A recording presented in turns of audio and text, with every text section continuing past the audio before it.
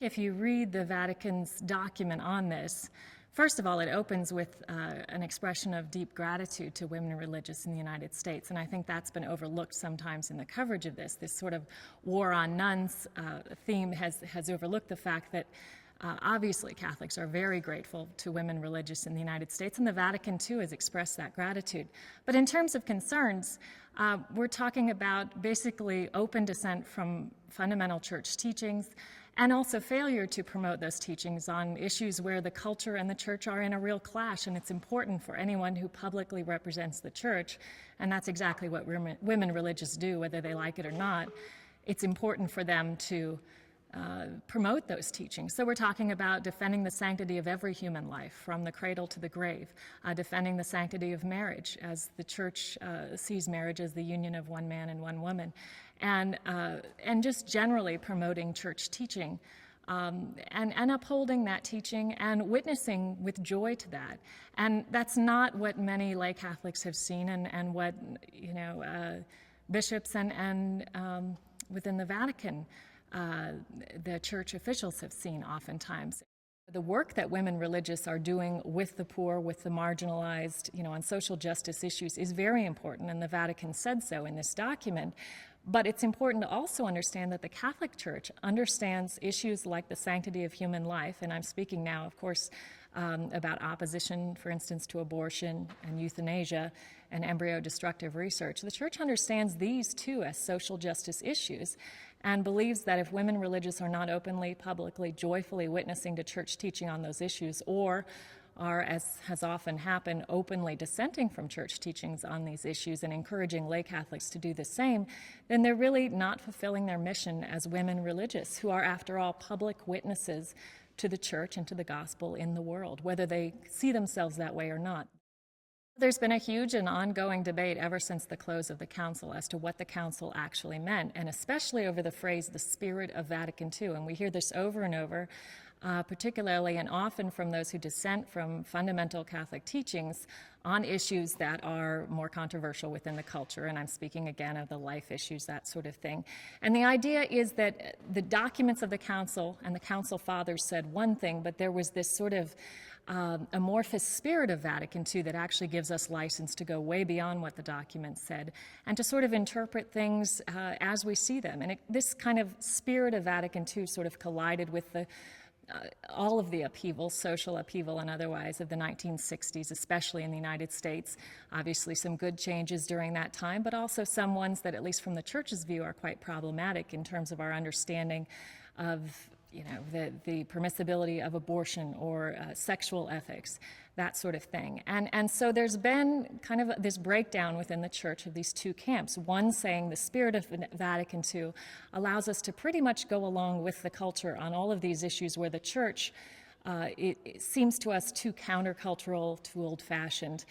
And then there's another understanding of Vatican II, which is the one that's been promoted by Pope John Paul II and Pope Benedict XVI, which is that the Council indeed was a wonderful thing for the Church and a gift of the Holy Spirit, but that we need to look to the documents if we want to understand the spirit of Vatican II, and that what the Council Fathers wrestled with and came out with in those documents is precisely what was to be handed down to the Church. And if there have been misunderstandings about what those documents meant, or, as is more often the case, people simply not reading the documents and deciding for themselves what they think the spirit of Vatican II dictates, then we need to correct that. I think the last two popes have been very clear, and remember, these were men who were at all four sessions of the Council. These were men who were helping shape the actual documents and helping drive the debate at the Council. So these are not men who are against what the Council stood for, but their argument is we need to look to those documents, and we need to see Vatican II within the context of the entire sweep of Catholic history, which is always how the Church looks at things, within the larger context, stretching back to the very founding of the Church. We don't ever isolate one council and say this was the undoing of everything that came before. And again, if you look closely at the documents, there's nothing there that undermines, for instance, these teachings that have been held throughout the centuries, everything from the authority of the Pope and the importance of forming one's conscience according to the teachings and the doctrines of the Church. These are all things that have been affirmed by the Council documents. Certainly the church is seen as, a pilgrim people moving through time, and there's certainly, there have been changes in the church, but I think it's important to distinguish between what are legitimate changes that are in keeping with church history, with doctrine as it's been for 2,000 years on fundamental issues, and obviously with gospel values and the teachings of Jesus Christ, and what are changes that are really more driven by the secular culture and its values, which too often are in conflict with fundamental gospel values, especially on the value of human life. So when we think about something like the changes to the Mass, which, obviously to many Catholics at the time seemed very,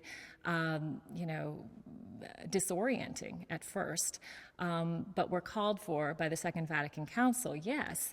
Obviously that's a change that came out of the Council, but there again we need to look closely. For instance, the use of the vernacular, that is the language that we all speak in daily life, in the Mass, I think, was a great change, but it was not meant to completely obliterate the use of Latin anywhere in the Church. It was also not meant to give free license to absolutely any changes in any kind that any priest or liturgist could dream up in the Mass. And unfortunately, again, in the United States, we saw things interpreted this way, as now that some things have changed, everything can change.